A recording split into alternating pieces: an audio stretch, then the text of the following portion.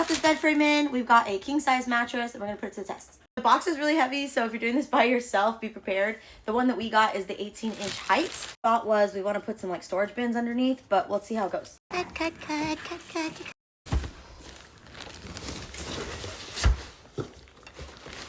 Watch your toes. Oh my god. So everything looks like it's individually wrapped. We're gonna have to open it up. It does seem like it comes with instructions, so let's open that up. Here's how they look in case anyone's curious. Looks like they provide everything that you're gonna need. Like if you've ever built anything on your own is nice because sometimes you'd be losing stuff. David said you don't need a knife for these. There's a trick. What's the trick, David? You go from behind. If there's enough room, you just pull them. The dogs in the background are just playing. Let it go, let it go. We're like in the middle of moving, so all our boxes are still out everywhere. Move the bed so that we can have a little bit more space. Wow, that really helped the lighting in here. The bed itself is like black. Yeah, and then the white kind of bounces off. Just shows how light can change a room. That makes me optimistic because the sheets I bought are white, so hopefully it opens up the room a bit. This house we're moving into was like built in 1935, except this room was renovated because there was a tornado. It's such an odd shape. Okay, after E gets set up, we're gonna need F, so I have to open these next. If it's like pre-setting it to make it easier for us, F goes across. It's like making a big square. Stand it up before you screw it in. Press that down. It'll kind of stand up on its own. And you can do the middle one. No screws needed at this time. Yeah.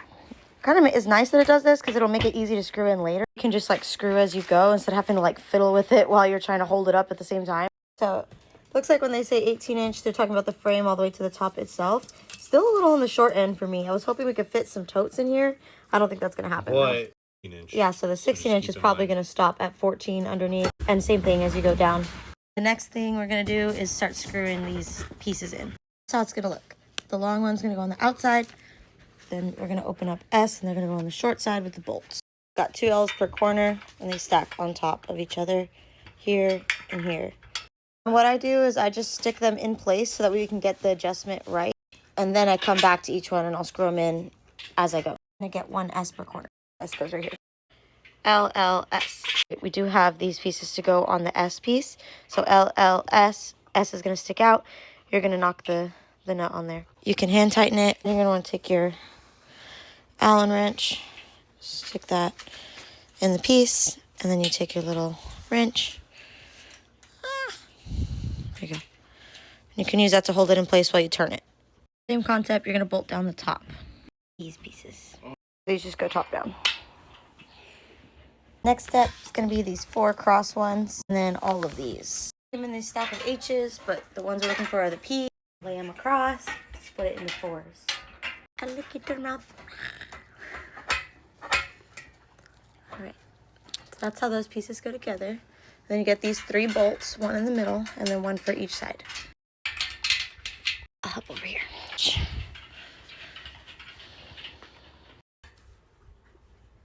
Then you're just going to take these pieces and lay them across like David's doing.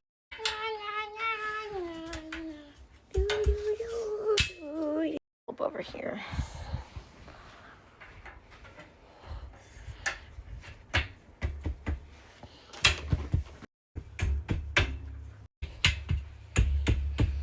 You could probably get a little rubber mallet if you don't want to hit it with your hand. How it's looking.